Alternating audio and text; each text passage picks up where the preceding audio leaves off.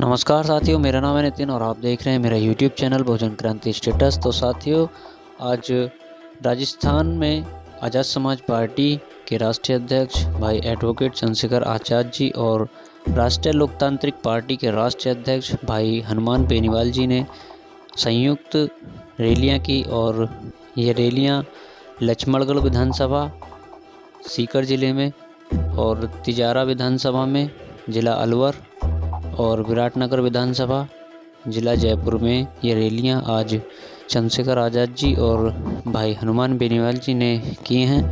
इन रैलियों में भारी हुजूम देखने को मिल रहा है और आइए आपको सुनाते हैं कि तिजारा विधानसभा के टपूकड़ा में आज चंद्रशेखर आज़ाद जी और हनुमान बेनीवाल जी ने अपने संबोधन में क्या कहा है।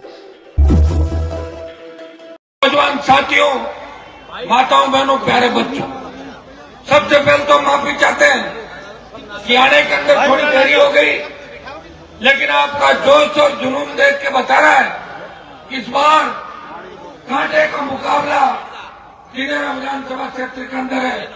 आजाद समाज पार्टी और आरएलपी के संयुक्त उम्मीदवार भारी वोटों से बड़े बढ़ाकर आगे निकलेंगे।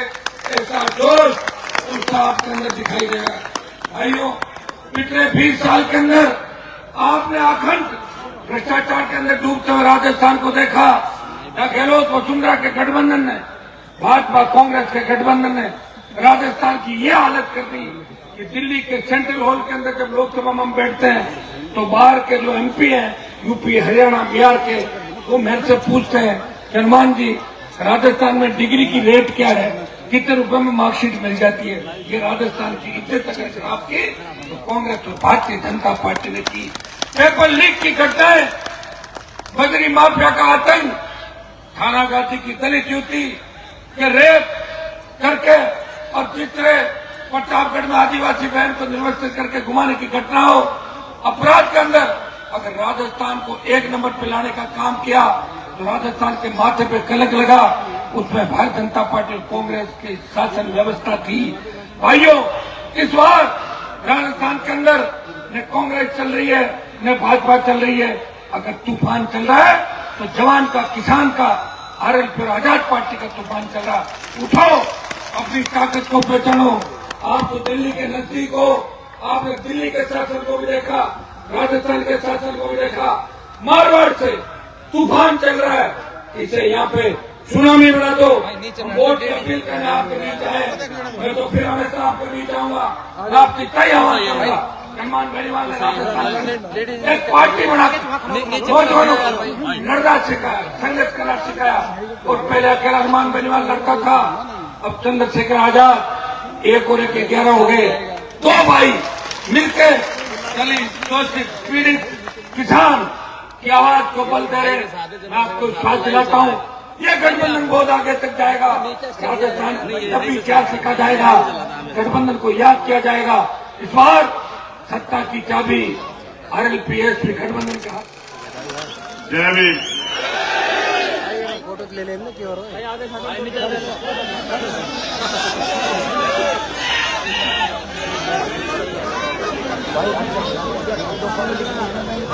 मुझे इस बात का दुख है कि मैं देर से आपके बीच पहुंचा।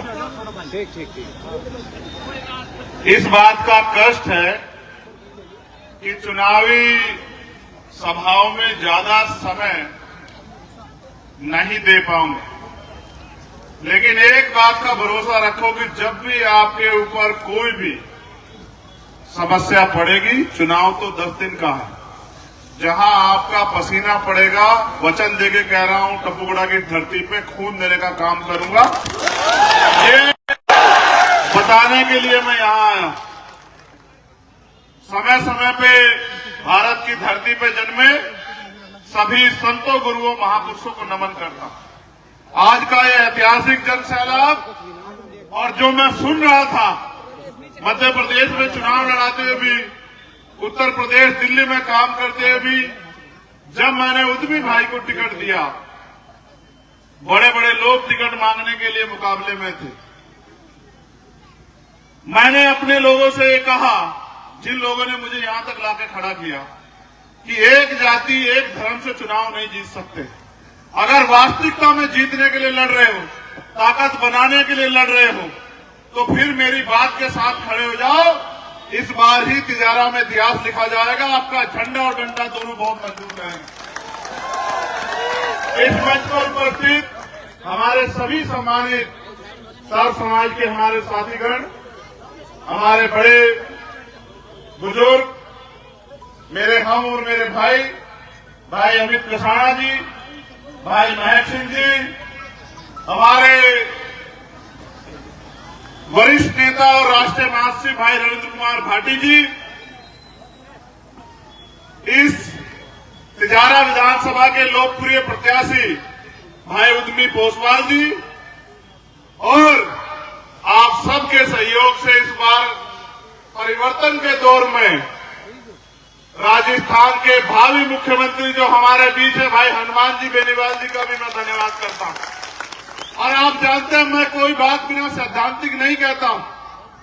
जो बात कहता हूं बहुत दमखम से, बहुत समझदारी के साथ कहता हूं। मैं इस बात को इसलिए कह रहा हूं कि आप ये जब चुनाव शुरू हुआ था, प्रत्याशियों की लिस्टें आ रही थी, आपने पहली बार राजस्थान में देखा होगा जो यहाँ के लोगों को गुलाम समझते थे, ये समझते थे कि हम कुत्ते बिल्ली को भी टिकट देके भेज देंगे, जनता उसको जिता के भेज देगी, उनको आखिरी दिन अपने प्रत्याशी घोषित करने पड़े, यहाँ तक कि अपनी लिस्टें भी छिपानी पड़ी। ये इस बात का उदाहरण है कि यहाँ जो गठजोड़ बना है, भाजपा कांग्रेस उसका मुकाबला नहीं कर पा रही। मेरे सम्मानित लोगों, बहुत बातें कहने को हैं।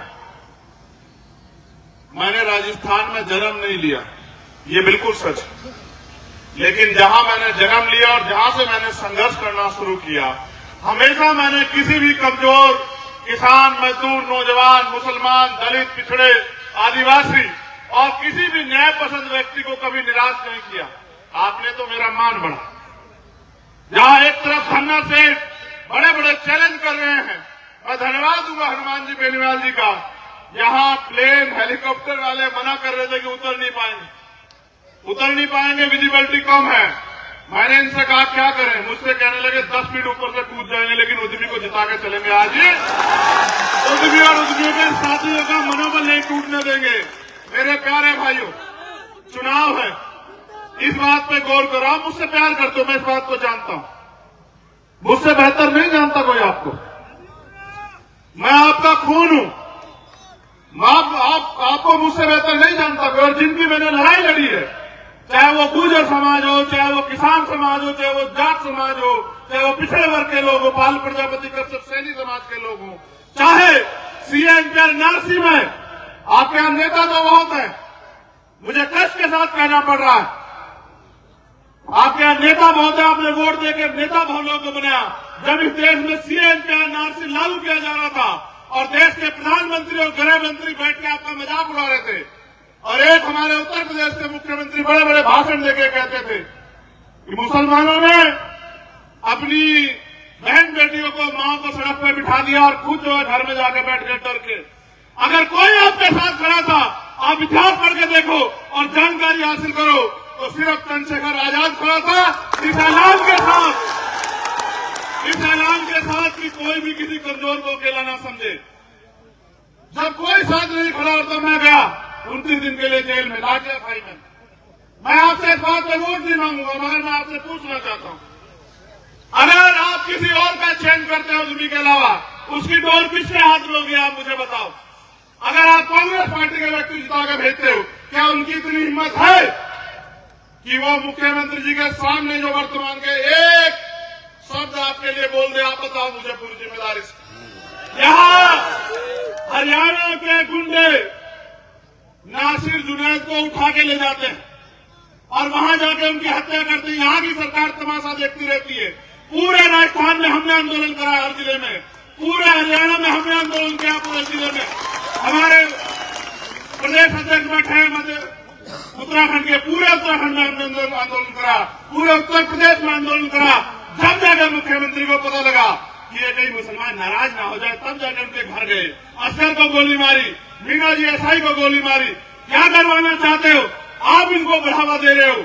ऐसे गुंडे निकम्मों के हाथ में अपनी डोर मत दो, उनकी हिम्मत नहीं है। मगर मैं उद्यमी को कहता हूं कि ये जनता तुम्हें प्यार देगी, अगर इनके सम्मान के लिए कोई कीमत चुकानी पड़ जाए, मेरे बहादुर भाई पीछे मत हटना, हौसला करके आगे बढ़ना। जनता तुम्हारे साथ है। जिस दिन से तुम्हारा ऐलान हुआ, बड़े बड़े झंडा सेठों की, ताकतवरों की भाषा बदल गई है। आपके क्षेत्र में रोजगार देने का काम किया तो उद्यमी ने, और मैं आपको विश्वास से कहता हूं, जिस बात को उद्यमी आपको सभा में कहते होंगे, 70 नहीं 90% आपके यहाँ राजस्थान के युवाओं को इन कंपनियों में रोजगार दिलाने का काम हम लोग करेंगे। चुनाव 25 तारीख को वोट पड़ जाएंगे, 26 तारीख को मेरी सभा है आगरा में, आप डेट तय कर लो। इन कंपनियों के ताले बंद हो जाएंगे अगर गरीब के बच्चों को रोजगार यहाँ नहीं मिलेगा। राजस्थान के लोग कहां जाकर रोजगार करेंगे? देखो मेरे प्यारे भाइयों, ये सच है कि चुनाव वाकई में 1 महीने का होता है, लेकिन मैंने कभी चुनावी रिश्ता आपसे रखा ही नहीं। एक तरफ कांग्रेस के उम्मीदवार हैं जिनका ये नहीं पता कि वो कभी कुछ बोल पाएंगे नहीं बोल पाएंगे, और भाजपा वालों की बात मैं करूंगा नहीं, क्योंकि पूत के पैर पालने में दिख जाते हैं। आपने उनको सांसद बना के देख लिया, बताओ आपके लिए क्या किया। अब वो कोई और जिम्मेदारी मांग रहे, हाथ जोड़ो उनसे यार, क्या करोगे उनका? बताओ, आप खुद सोचो ना। एक आदमी जो कुछ नहीं बना और आपके लिए लड़ रहा है, उसका तो समझ में आता है। एक आदमी को आपने अवसर दे दिया, वो तो दौड़ में ही नहीं है। आपका मुकाबला यहाँ उस भ्रष्टाचारी निकम्मी सरकार से है जिसने यहाँ के लोगों को ठगने का काम किया है, जिसने यहाँ, आपको सब याद है, मैं दर्द याद नहीं दिला सकता आपको। ओम प्रकाश रैगर याद करो, इंद्र मेघवाल याद करो, जितेंद्र मेघवाल याद करो, मेरे लोगों, मेरी पीठ पे पड़ी गोलियों को, लाठियों को याद करो। और जब मैं आपकी लड़ाई लड़ने के लिए मैदान में आता हूं, मेरे ऊपर 4-5 गोलियां चलाई जाती है। कारण क्या है? क्योंकि ये सीबीआई ईडी प्रोटेक्ट से मुझे नहीं रोक सकते हैं, ये झूठे मुकदमे जेल से नहीं रोक सकते हैं। और चाहे सम्राट वीर भोज जी की लड़ाई हो, कभी मैंने आपको निराश नहीं किया। इसलिए मैं आपसे कहना चाहता हूं, अगर वास्तविकता में आगे बढ़ना चाहते हो, लोकतंत्र है, वोट का अधिकार आपको गुलामी से मुक्ति के लिए मिला है, तो ऐरो गैरो के चक्कर में मत पड़ो। आपका सीधा सा मुकाबला खुद से है। अगर आपने जितनी संख्या में आप जुटे हो, अपनी वोट का प्रयोग और अपने परिवार की वोट का प्रयोग यहाँ के बेटे के लिए किया, तो मैं लिख के देता हूं कि आपका प्रत्याशी 25,000 से जीतेगा। और अगर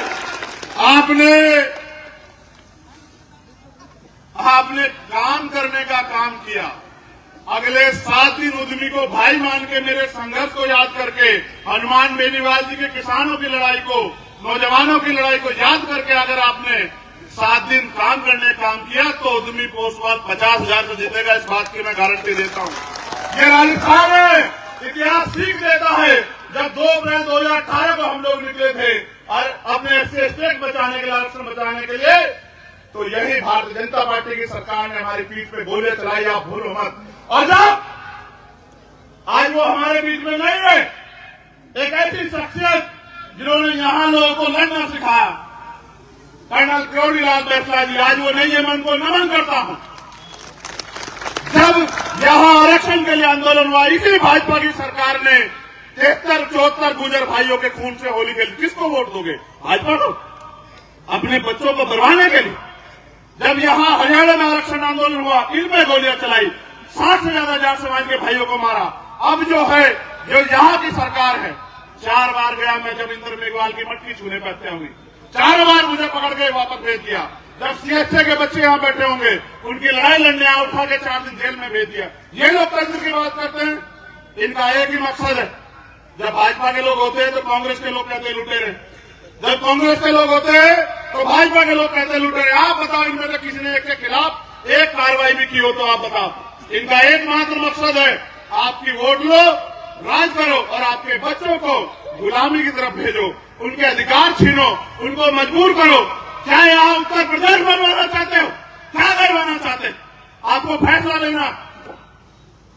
अगर आपने सही डिसीजन लिया तो उद्यमी पोस्टवाल आपके बीच का आपका बेटा, कपूगुड़ा का बेटा, तिजारा का बेटा और एक नौजवान नेतृत्व आपको राजस्थान में मिलने जा रहा है। समाज की सेवा करेगा 30 साल।